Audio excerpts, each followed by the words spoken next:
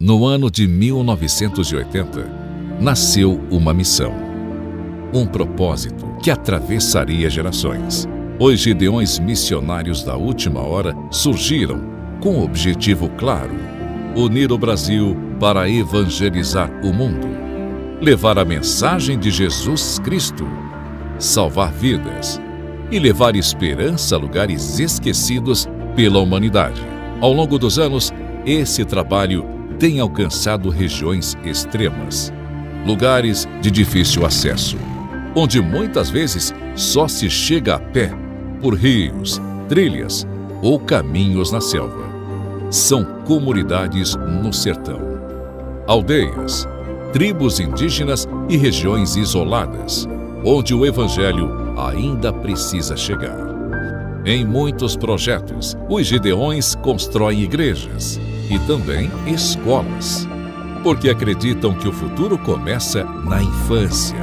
Crianças que antes não tinham acesso ao ensino, hoje aprendem a ler, a escrever e, principalmente, a conhecer o caminho da verdade.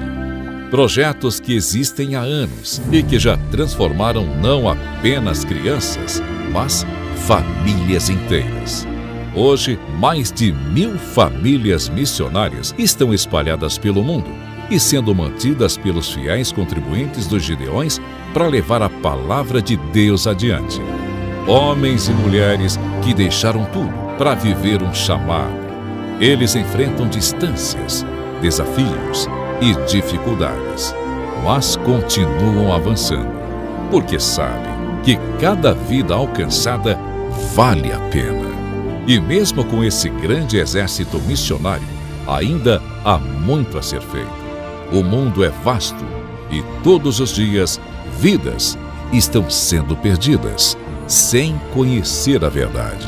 Por isso, missões exigem urgência.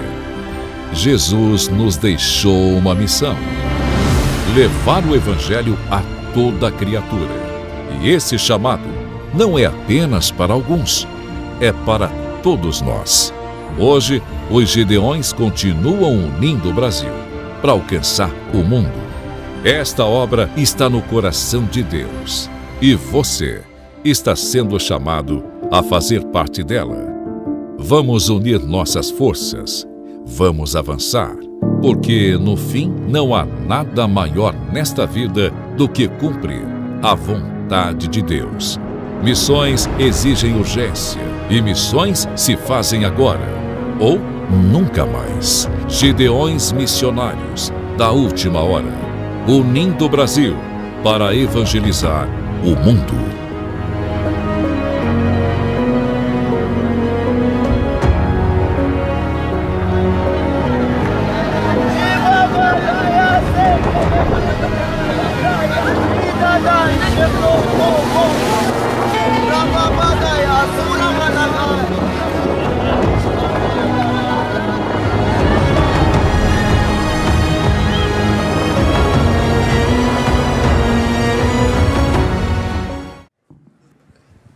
Bendito Deus.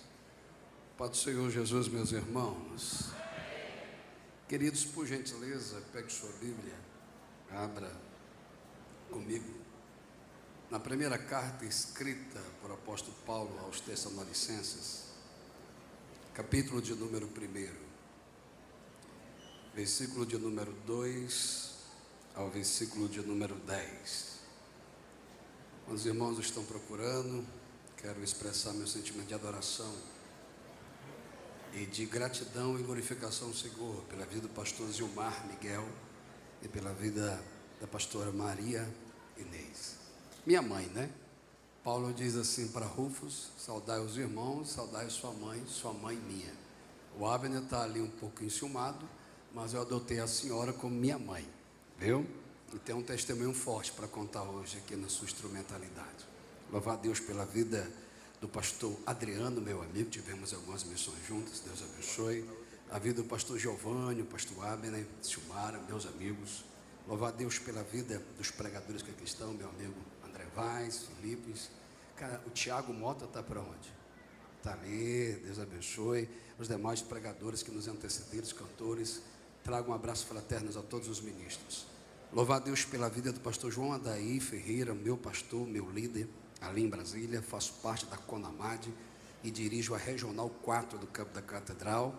E abraço a igreja, pastor. Tem muita igreja, pastor Adriano, mas a igreja que eu sou pastor, penso numa igreja avivada, Assembleia de Deus ali da quadra 18, no Paranoá.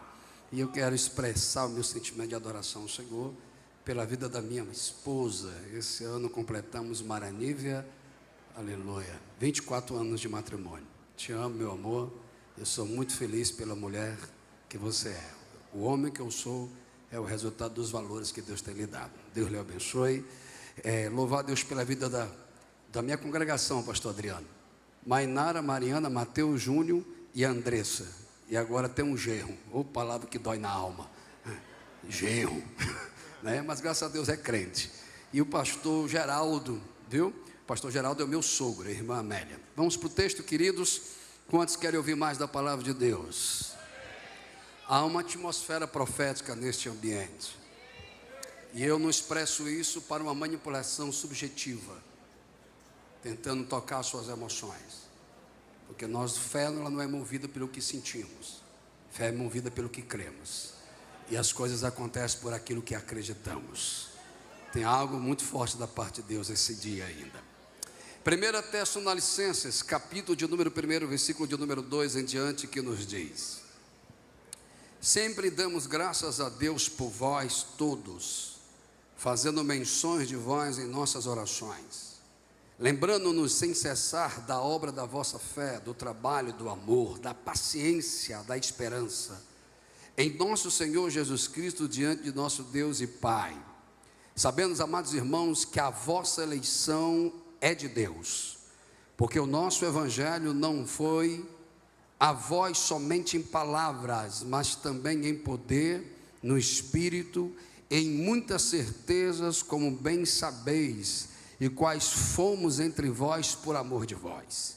Se fostes feitos, e vós fostes feitos nossos imitadores e do Senhor, recebendo a palavra em muita tribulação, com gozo no Espírito, de maneira que fostes exemplo para todos os fiéis da Macedônia e Acaia, porque por vós soou, ecoou a palavra do Senhor, não somente na Macedônia e Acaia, mas também em todos os lugares a vossa fé para com Deus se espalhou de tal maneira que já dela não temos necessidade de falar coisa alguma, porque eles mesmos anunciaram de nós qual a entrada que tivemos para convosco, e como dos ídolos vos converteste a Deus, para servir ao Deus vivo e verdadeiro. Versículo 10: esperar dos céus ao seu Filho, a quem ressuscitou dentre os mortos, a saber,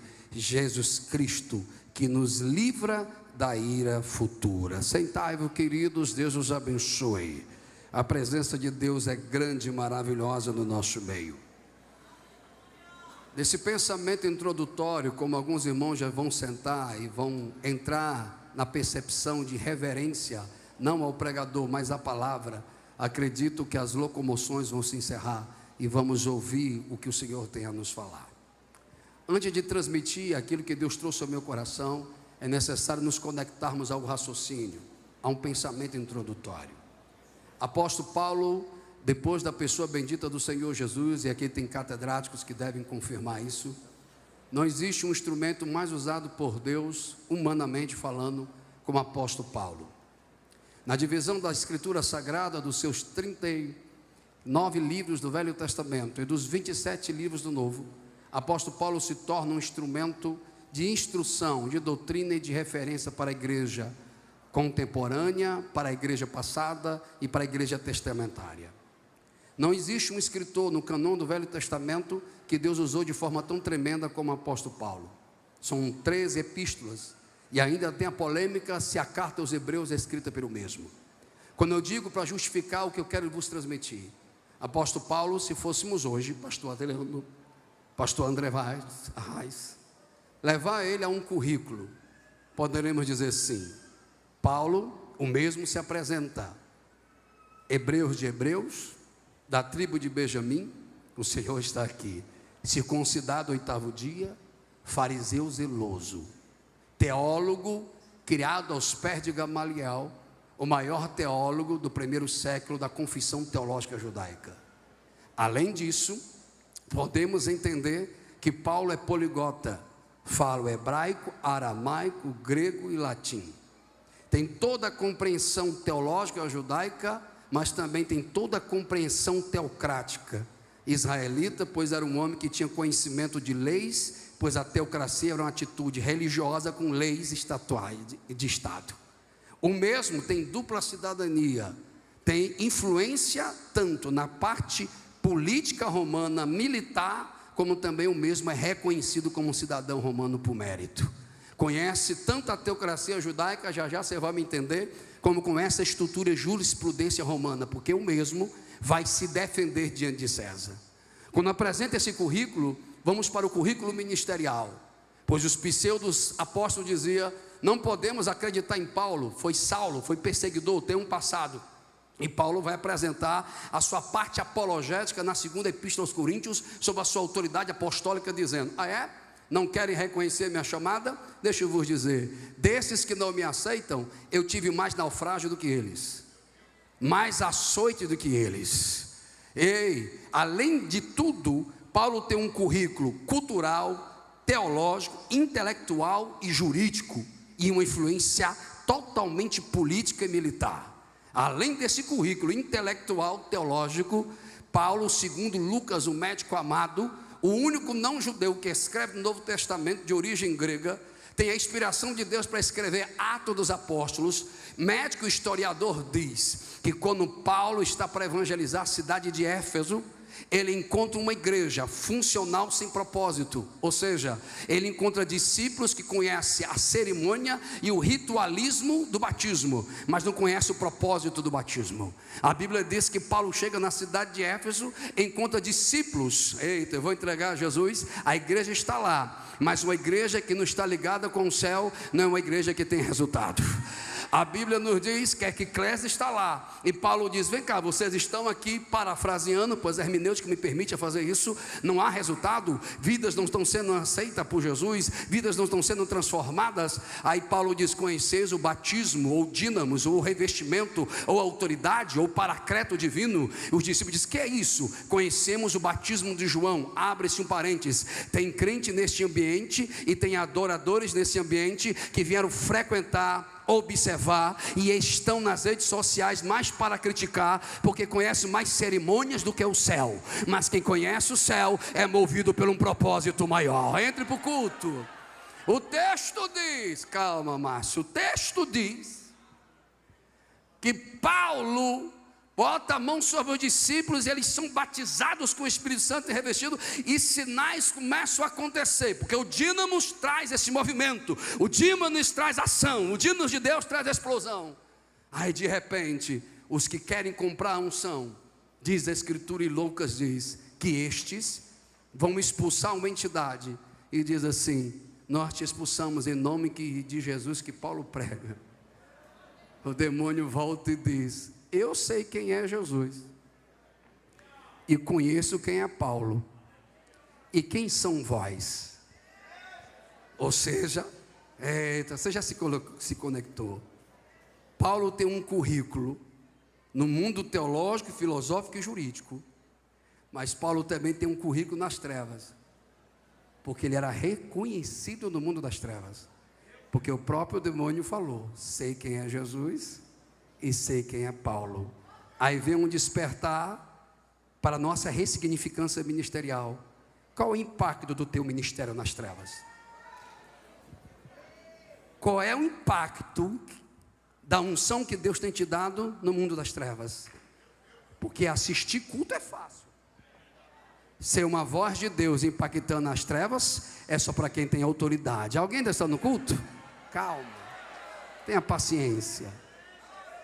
O cara é conhecido nas trevas, e além de tudo isso, ele poderia argumentar e refutar qualquer cético antagônico da sua autoridade, pois o mesmo vai dizer: conheço um homem que foi arrebatado, se em corpo e espírito não sei, mas foi revelado a ele coisas tão tremendas no céu, que não é digno a dizer aos homens.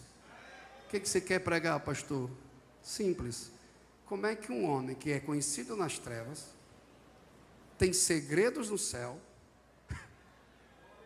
o currículo que eu apresentei, escreve assim? Se tu não reagir, o problema é seu.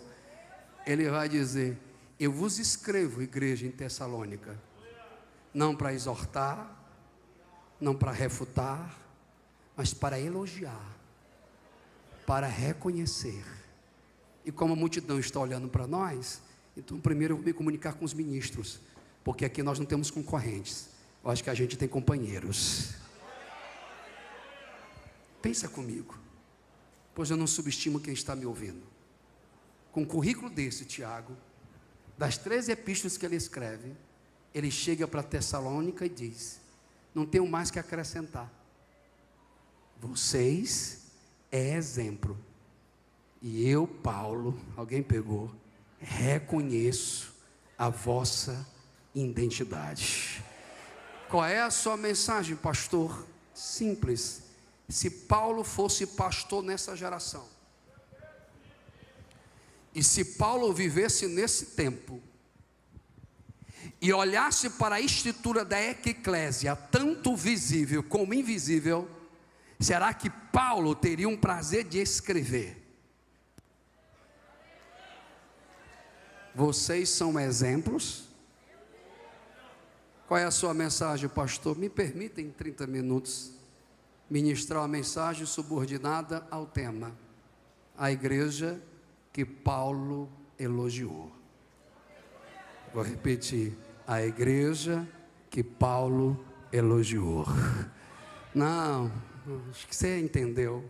Se Paulo vivesse hoje, olhasse para mim e para você, o que ele escreveria para a epístola da igreja brasileira? Qual é a carta que Paulo ia escrever para a igreja que faz suas alianças políticas, que exalta mais o dinheiro, que exalta mais os bezerros, que exalta mais os ídolos? Hoje eu quero ser uma igreja, pastor Adriano. Eu sei que alguns não vão entender, outros vão dormir, outros já estão criticando, mas eu vim como profeta dizer: não existe identidade de uma igreja verdadeira se ela não estiver alinhada com o céu. Não existe uma igreja verdadeira se ela não tem a verdade do evangelho. Pastor, é mais uma mensagem de desabafo? Não, é um aviso que Deus vai abalar as convenções brasileiras, e já está abalando. Homens adúlteros, as suas vergonhas serão mostradas, os seus cargos serão derrubados, mas a noiva vai marchar, porque aquele que há de vir, virá. Cadê os adoradores aqui?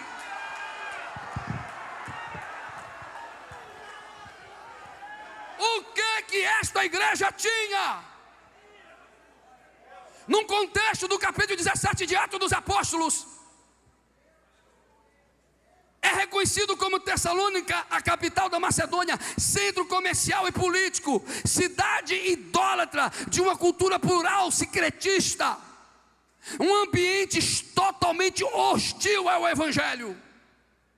E o mais pesado dessa cidade, eu espero que os irmãos não seja aquele adorador que você precisa ser emotivo para adorar, mas que você seja um adorador que quando vai ouvindo palavra, o seu coração vai se aquecendo e o nome do Senhor vai se glorificar. Eu espero isso, porque não adianta marchar se não entendeu a mensagem, não adianta pular se a palavra não é assim ensinada, não adianta cantar se não conhece o texto.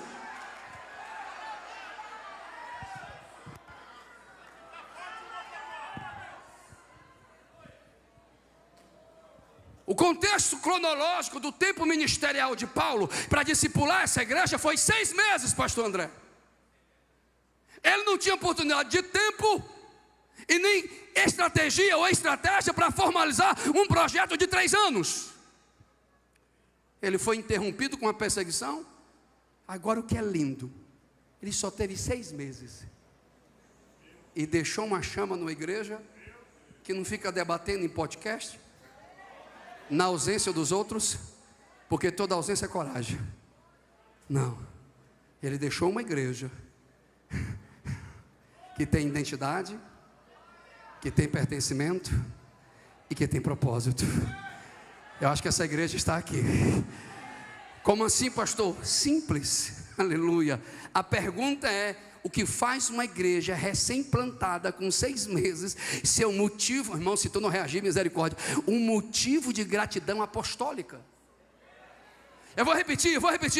Se Paulo fosse escrever uma epístola doutrinária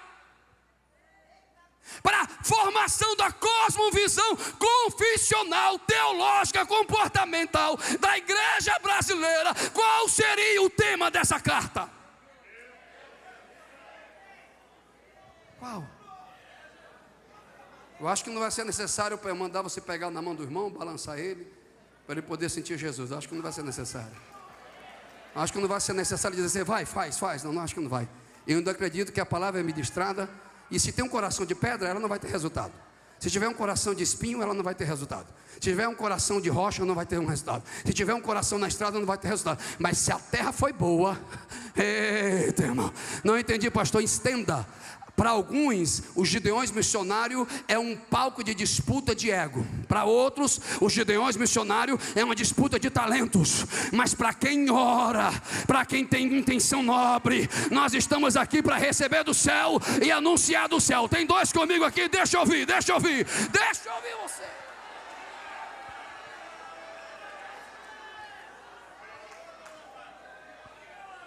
John Stott diz, pastor Adriano, a igreja deve ser uma comunidade alternativa, vivendo os valores do reino em meio a uma sociedade caída.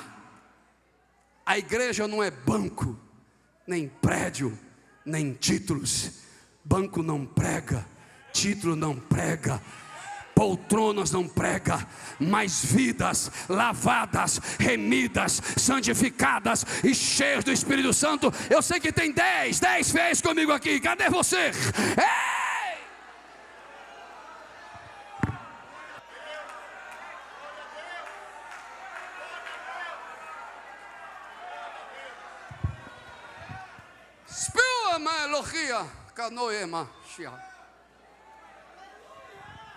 Se o prumo de Deus descesse hoje e medisse a minha fé e a sua fé como igreja, o que Paulo ia escrever? Alguém está no culto ainda? Primeira qualidade, primeira chama, como eu sinto o poder de Deus, da igreja em Tessalônica, que Paulo elogia. Se os irmãos estiverem comigo, me ajude a pregar. Diga, esta igreja tinha equilíbrio. Diga, equilíbrio teológico. Paulo afirma no versículo 4, pastor Adriano, e versículo 5: sabemos, eita, eu estou me controlando, que a vossa eleição é de Deus. Segundo, eu estive convosco, e o que eu deixei para vocês, quem gosta de Bíblia vai vir comigo, porque o nosso evangelho não foi somente em palavras,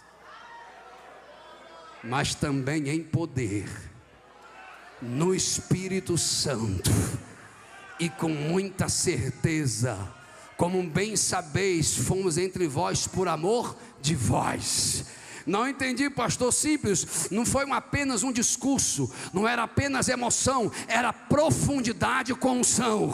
Ou seja, a igreja contemporânea enfrenta 2 exemplos, de quê? 2 extremos, ou ela é intelectualmente fria, ou ela é emocionalmente sem fundamento. Ou ele pensa demais e não vive nada, ou ele sente tudo e não faz nada. Mas uma igreja que tem equilíbrio, ela tem palavra, tem fogo e tem palavra. Quem me ajuda a pregar? John Calvino vai dizer: a verdadeira fé é uma confiança firme e segura na graça de Deus. Charles Spurgeon diz: o Espírito, não veio para nos tornar independente da palavra, mas para tornar a palavra viva em nós. Que igreja brasileira é essa? Que eu sinto mais do que entendo, ou que eu entendo mais e não sinto nada? Não. A igreja madura, ela tem palavra e tem fogo, fogo e palavra. Eu falo em línguas porque eu estou me alegrando, mas eu falo em línguas também porque eu estou entendendo. Eu dou glória porque eu me alegro, mas eu vou dar glória porque a escritura está sendo aberta. Alguém está no culto? Alguém está no culto? Não me entendi, pastor. Simples. Chegaram para um teólogo e perguntaram: qual é mais importante para a vida cristã? A vida de jejum e oração ou a vida de estudo da palavra? Vou esperar você acordar e voltar para o culto. Ele responde com uma pergunta: o que é mais importante para um pássaro? A asa direita ou a asa esquerda? Se tiver a asa direita e não tiver a esquerda, é pássaro, mas não voa. Se tiver a asa esquerda e não tiver a direita, é pássaro, mas não voa. Parafrasear, tem uma graça para descer aqui. Se é igreja, ela tem que ter palavra, unção, unção e palavra. Vou repetir 3 vezes. Ela tem que, pulou aqui, deu glória aqui, escola bíblica dominical te espera. Pregou aqui, o culto de Santa Ceia do seu pastor te espera. Ministrou aqui, aleluia. Deixa eu sintetizar. Mas aqui, graças a Deus, não, isso é uma palavra teórica, não tem nada a ver com os irmãos aqui. Tem gente que quer sentir mais do que estudar mais. Porque se ele estuda, é impossível alguém conhecer o Evangelho e não morrer para si. Agora me diga, que tipo de igreja pode ser elogiada por Paulo, se a maioria de alguns itinerantes viajam 30 dias e se orgulham disso, e não tem filho criado, não tem referência de casa? Que trem de igreja é essa? Aleluia! Que quem ensina nossos púlpitos hoje, o divórcio se tornou comum, os artistas se tornaram mais importantes, mas Deus está chamando alguns missionários. Vem cá, meu filho, mostrar para esse povo que ainda tem gente verdadeira. Quem levanta as mãos e me ajuda a adorar? Quem levanta as mãos? O que eu acho lindo, minha pastora, me permita sentar do seu lado, é que Pedro, se não fosse judeu, Adriano, ia dizer que era cearense, falava demais, arretado, e nadava com peixeiro porque cortou a orelha de Malco. Ele vem e escreve a 2ª carta de Pedro, que é escrito pelas suas memórias, e quem escreve é João Marcos, pastor auxiliar de Pedro em Roma. E ele escreve assim: ei moço, parafraseando no meu inglês, né? Rapaz, Paulo fala difícil, macho complicado para entender Paulo, mas o mesmo vai dizer, porém, se tu não reagir, irmão, devemos crescer na graça e no conhecimento. Vamos parar de frases de efeito e vamos ter mais conteúdos bíblicos. Vamos parar de tanto grito sem entendimento e vamos instruir o povo, porque é a palavra que sustenta o povo. Quem me ajuda a adorar? Quem levanta as mãos?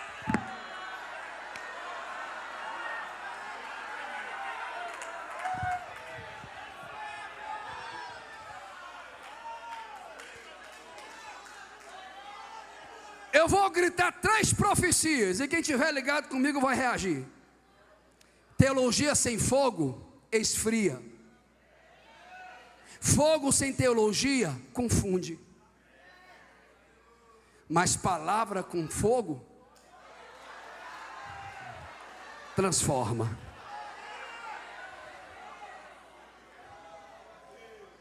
Menos tela, mais Bíblia. Vou falar baixinho, não vou pregar para você se emocionar. Menos show, mais Bíblia. Menos homem, mais Bíblia. Menos personalidades, mais Bíblia.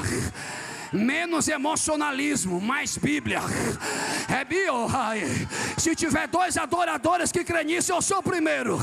Cadê o segundo? Cadê o segundo? Cadê o segundo? Cadê o segundo? Cadê o segundo? Quem tem Bíblia aí, pelo amor de Deus, levanta para... Primeira qualidade da igreja que Paulo elogia: ela tem equilíbrio ela tem um conhecimento, mas ela tem um fogo. Ela tem um fogo, mas tem um conhecimento. Na mesma intensidade que ele pula na vigília, ele abre a Bíblia para estudar na escola bíblica dominical. Na mesma intensidade que ele rodopia aqui, ele vai para o seminário estudar. Na mesma intensidade do grito dele aqui, ele vai ter devocional, ele vai investir. Alguém está entendendo minha didática? Ei, sabedoria Deus dá, mas conhecimento nós compramos e nós investimos. Eu vou gritar que acho que alguém ouviu comigo. Conhecereis? Vamos, Gideões missionário, vamos lá. Conhecereis? E a verdade? Por que a essa geração se multiplica tanto falso profeta, Tiago? Porque púlpitos sérios, eles não têm espaço para pregar. E aí eles precisam da internet para ter uma voz de heresia para se manifestar. Porque na internet ele não vai passar pelo crivo, mas em igreja de homem sério vai passar pelo crivo. Ei, alguém acha que aqui tem pentecostal? Eu não quero ser uma igreja de grito só. Eu quero ser uma igreja que encoa a palavra, que verbere a palavra. Quem vem comigo? Eu preciso sair um pouco da parte didática, pois o Espírito está me envolvendo na parte profética. Eu preciso de uma missionária cheia do Espírito Santo aqui, tem? Vou perguntar, uma missionária cheia do Espírito Santo não tem neste ambiente? Não tem, não? Fique em pé, trem. Isso. Vem cá, senhora de camisa amarela. Primeiro, segundo, terceiro banco. Está me ouvindo? Tem uma senhora de camisa branca, de óculos. Isso. Fique em pé, calma. Quando a senhora sair daqui e abraçar ela, a palavra do Espírito Santo, o abraço cura. Eu não conheço essa irmã, mas o Senhor está me dizendo que a somatização mental dela, pela luta que ela está passando, as forças dela já foi encerrada fisicamente. E o grau de depressão que o inimigo quer levar ela é absurdo. Mas quando a senhora abraça ela, o poder de Deus vai trazer saúde para o corpo e para a alma. A Assembleia de Deus ainda é continuista? A Assembleia de Deus ainda é continuista, sim ou não? Deixa eu ouvir os pentecostais adorar nesse ambiente.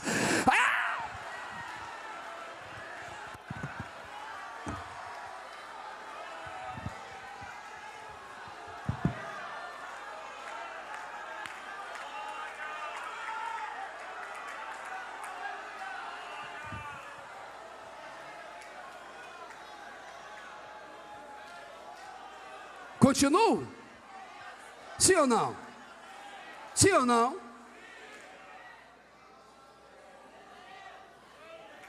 Peça para esse irmão, primeiro, segundo, terceira fileira, moreno. Isso. Fica em pé, meu irmão. É tu mesmo, macho. Desce diante de Deus um anjo. E esse anjo vai colocar um acesso na sua veia. E essa unção que vai ser liberada sobre o seu sangue vai visitar esses 3 músculos do seu coração. Porque aqueles exames te preocuparam, mas hoje o Senhor diz: eu sou o Deus de vida e eu sou o Deus da cura. Recebe agora o toque do Espírito de Deus agora. Se tem 2 adoradores que crêem numa igreja com palavra e fogo, eu sou o primeiro. Cadê o segundo? Vem, adorador.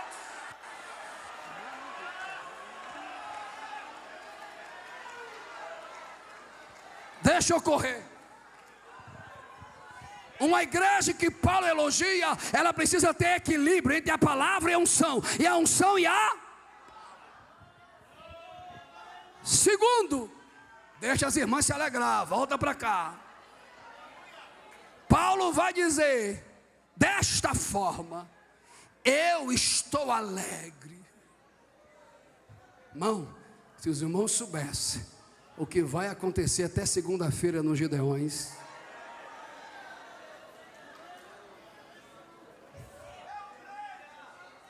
Tem sido limpado mas ainda tem alguns infiltrados. E ainda tem espias preocupados com a integridade do líder.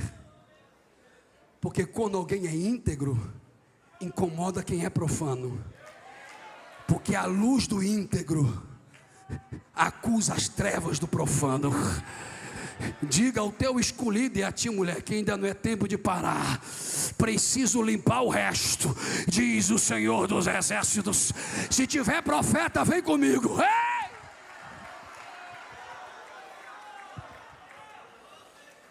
Uma igreja, aleluia, que Paulo elogia, é uma igreja que se torna referência espiritual e se torna uma igreja intencional.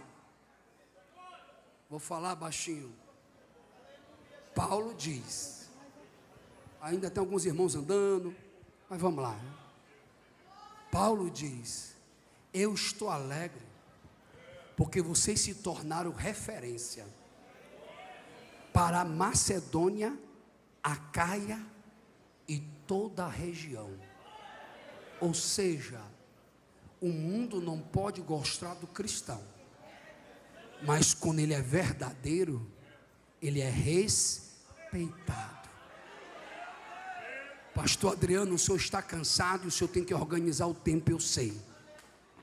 Mas eu preciso entregar uma profecia nesta casa.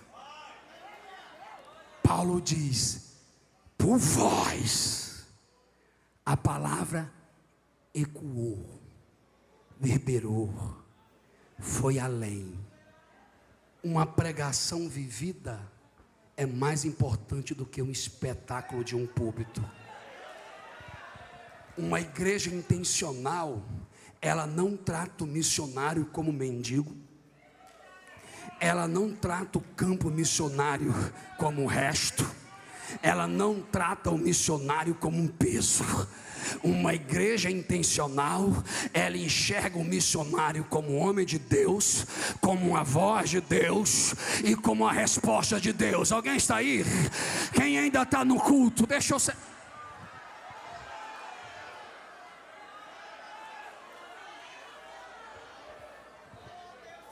Há uns anos atrás, Deus me levou para um estado da nossa nação, e um evento agendado e uma convenção.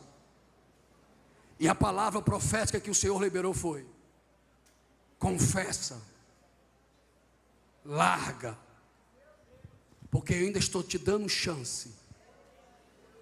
Porque se tu não se arrepender, aquilo que tu faz em profano, quem tem ouvidos, vai vir em público.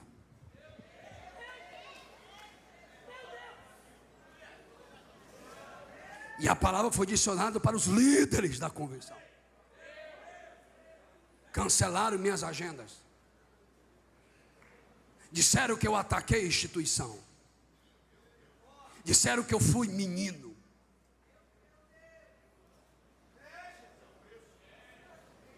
Mas uma igreja que tem integridade, ela não faz do mundo um campo de diversão. Ela faz do mundo um campo de batalha. A bomba explodiu. Pastor, você vai se pediar na queda dos outros? Não. Eu vou cumprir o que a Bíblia diz. Que certas quedas de homens, que foi a queda de Israel no deserto, sirva de exemplo para quem está em pé. Santa Catarina, convenção de Santa Catarina, o Senhor está dando chance. Ah, não é, macho. Não sei se eu vou ter mais espaço para pregar nos Gedeões.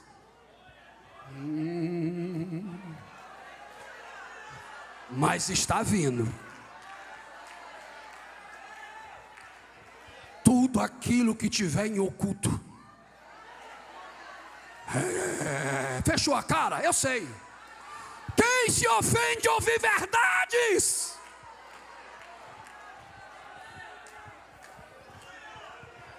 O adúltero não vai se sustentar. O mentiroso não vai se sustentar. Pois um avivamento de piedade, de santidade, chega para a nação brasileira. Se tiver 2 profetas, entra na guerra, entra na guerra, entra na guerra.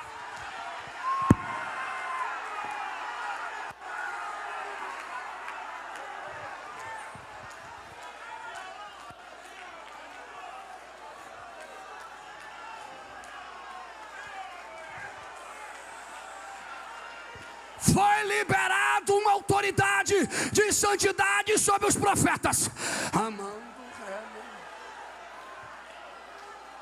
Profetizar que Deus vai te levantar é fácil.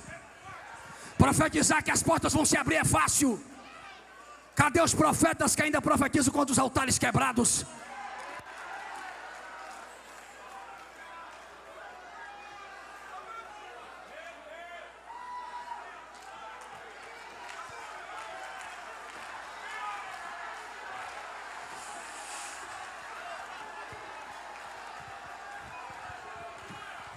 O espírito profético está liberado no meio do arraial.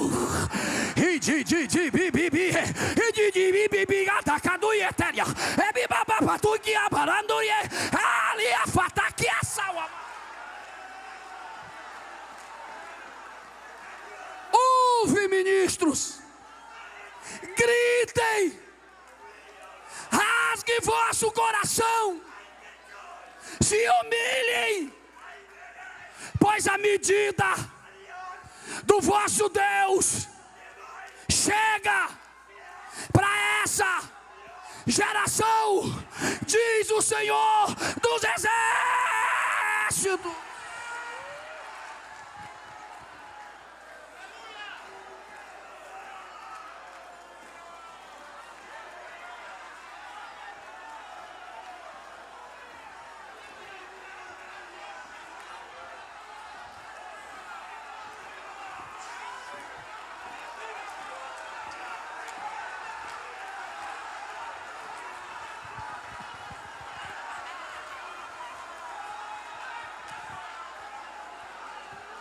Por vosso testemunho, por vossa piedade,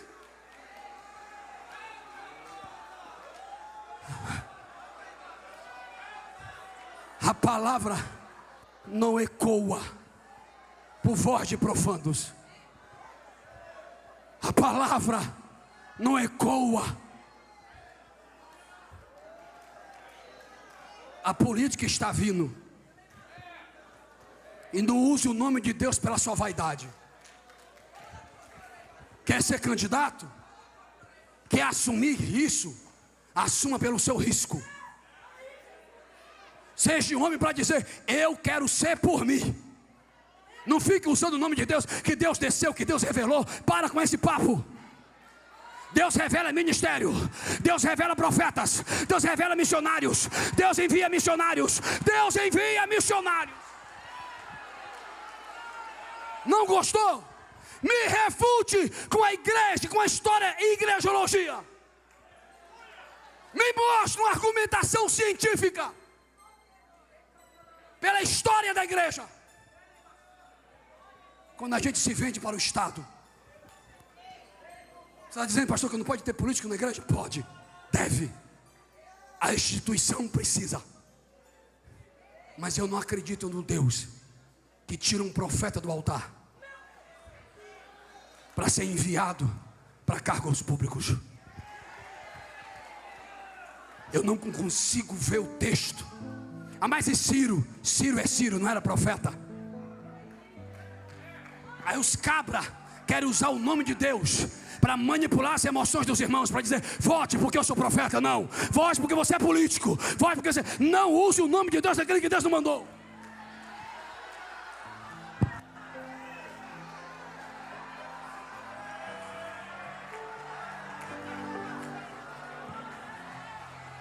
Clame o sangue por mim agora, igreja.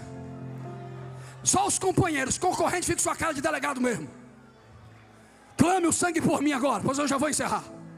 Clame, pois uma entidade maligna me confrontou desde ontem.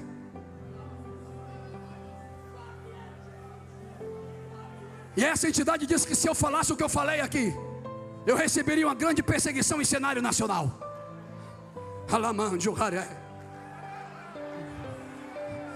Mas eu não devo homens que não podem perdoar os meus pecados, mas eu devo àquele que morreu pelos meus pecados, que foi sepultado pelos meus pecados, que ressuscitou pelos meus pecados.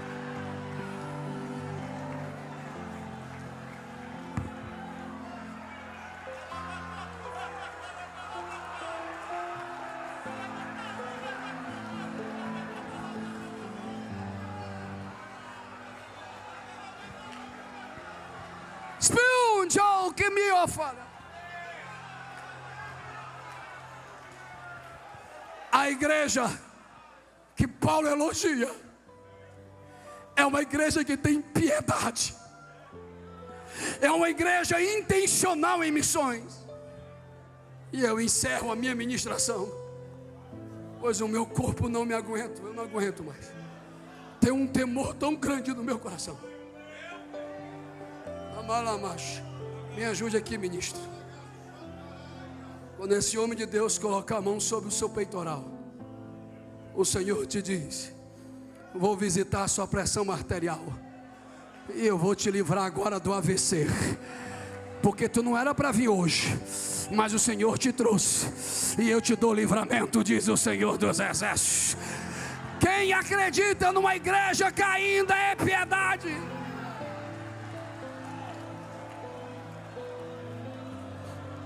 Pastor Adriano, amados ministros, em pé, por favor. Uma igreja pode ser grande em número, mas ela é pequena em poder, quando o número é mais importante do que a qualidade. A igreja contemporânea precisa aprender a entender. Uau, se tu não reagir, irmão, que o testemunho fala mais alto do que a estrutura.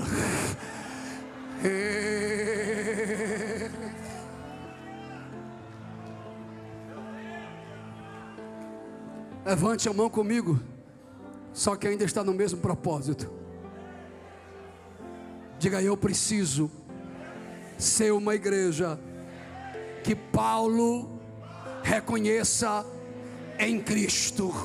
Diga no nome de Jesus: eu preciso ter fome, sede de palavra e despertar para a unção. Quem precisa disso, dê um júbilo de alegria se você precisa.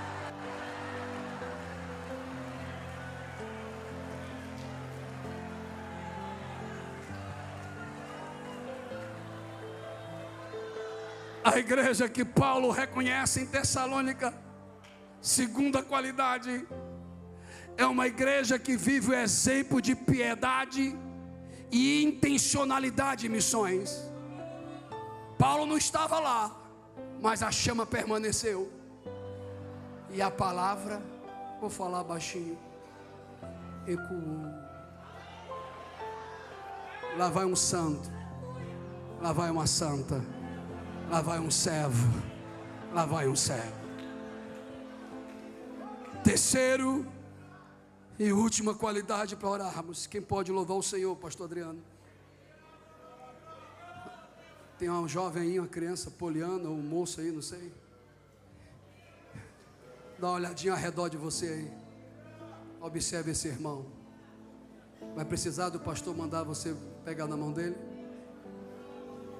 Vai precisar? Vai precisar que o pregador fale falas de efeito para você se alegrar?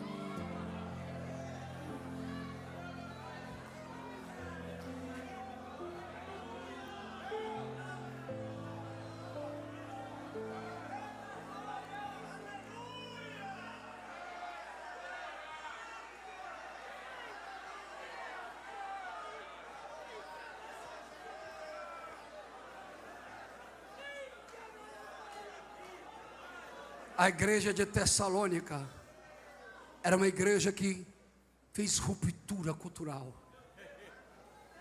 A cidade era idólatra, ela não.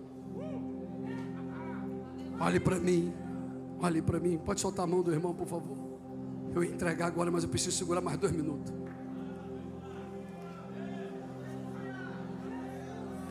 Não interrompa a unção profética.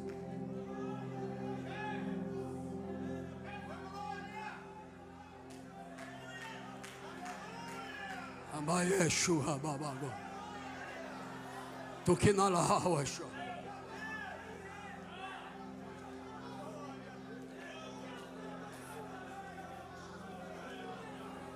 Pastores, precisamos orar,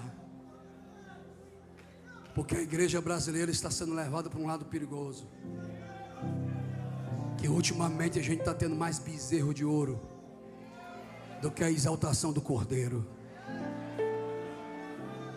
A idolatria institucional ao cargo, a idolatria ao pregador, a idolatria à cadeira, a idolatria ao título, a idolatria ao ego, a idolatria ao culto à personalidade, o humanismo tem tirado o Cordeiro do culto.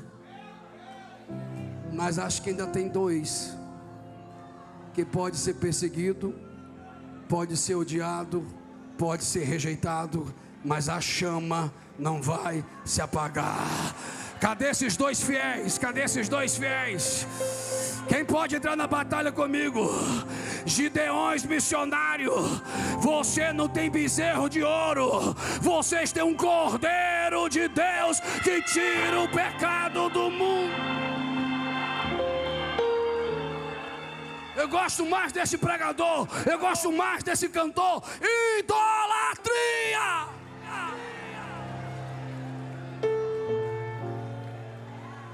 Mais tempos para uns e menos para outros. Ou tem a mesma medida ou não tem. Ou tem a mesma honra ou não tem. Encerro e passo para quem é devido. Uma igreja que para elogia, ela não tem ídolos. Ela não serve a homens, ela serve o Cordeiro. Pare de idolatrar personalidades. Volte a glorificar o Cristo que te salvou. Quem é o cantor? Está preparado? Posso? O pastor me permitiu. Já passei meu horário. Mas eu preciso orar por alguém. Eu preciso orar pela igreja que quer ser qualificada. Se Paulo ainda estivesse vivo, fosse escrever igreja em Gideões, eu adoro ao Senhor, porque vocês têm equilíbrio, têm piedade, têm missão e têm autoridade. Minha pastora, aqui nesse púlpito, só estava. Quando uma igreja é conectada com o céu, as vozes de engano não prevalecem contra ela. Fizeram uma polêmica de uma profecia aqui lançada ao vento, expondo os Gideões missionários, mas eu vou falar com o temor da minha alma. O Espírito de verdade está sobre este ambiente, que quando o pastor Adriano, eu terminei de pregar aqui e sentei naquele banco, a pastora me deu um abraço e disse: Deus ainda é Deus de vida. Saiam a missionário. Por isso, meus amados ministros, aqui no terceiro céu, nós nunca seremos melhores do que esses que estão aí embaixo. Ministério não é para ser servido, ministério é para ser vividas. Essa irmã veio correndo, alguém quis impedi-la, e o pastor Zilmar olhou: deixe. Ela pulou e foi ali. Onde? A minha filha já estava com 93 dias doente, 14 dias de UTI. Ninguém sabia o que ela tinha.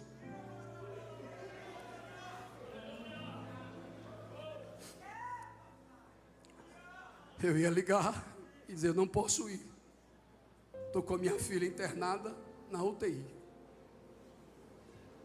A minha esposa olhou para mim e disse: meu amor, você ficando aqui ou não, Deus ainda é Deus. Faz a obra, que Deus vai cuidar da tua filha. Você sabe que eu não contei para ninguém. Cheguei aqui, e aquelas profecias, aquelas coisas, e eu disse: Deus, que loucura é essa? Tem poder aqui. Quando a irmã veio, lá no corredor do hospital, eu saí do quarto, peguei um travesseiro e fui gritar de choro, de dor. Eu disse: Senhor, eu fiz a tua obra, minha filha está morrendo. Ela dava convulsões. Aí eu fui para o banheiro me esconder. Quando eu saí, tinha uma irmãzinha que limpava, olhou para mim: pastor Antônio Márcio. Eu disse no meu coração: não, Senhor, não é hora de eu ministrar na vida de ninguém, é hora de eu chorar. Mas uma igreja conectada com o céu. Deus nunca usa um homem se não passar ele pela prensa de oliveira primeiro.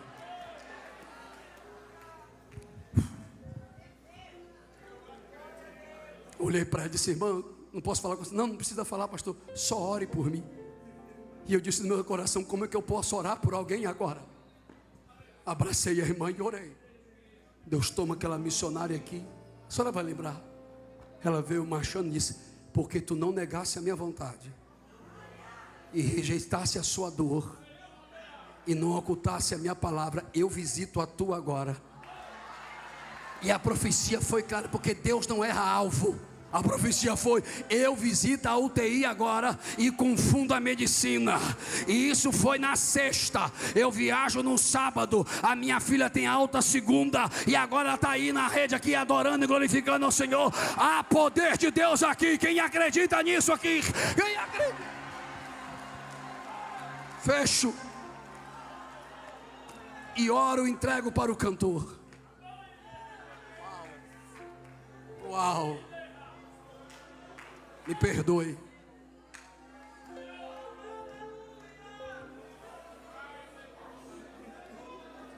O sentimento de morte. Peça para ele olhar para mim. A opressão emocional. E o pensamento de morte, porque o teu passado te acusa, hoje cai por terra. Porque Jesus renova a tua vida agora. Recebe o toque do Espírito.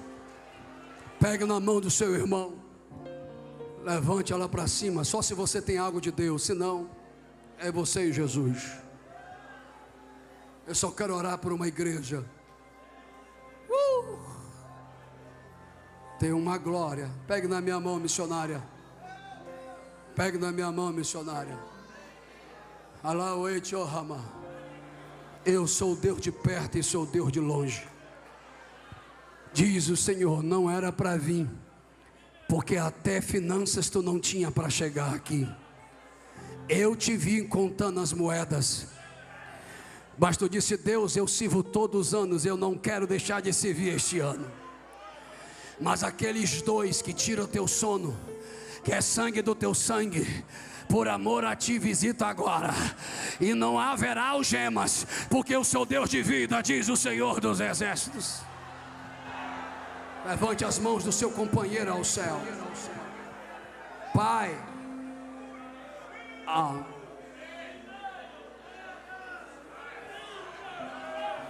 a honra é tua, a glória é tua, o louvor te pertence.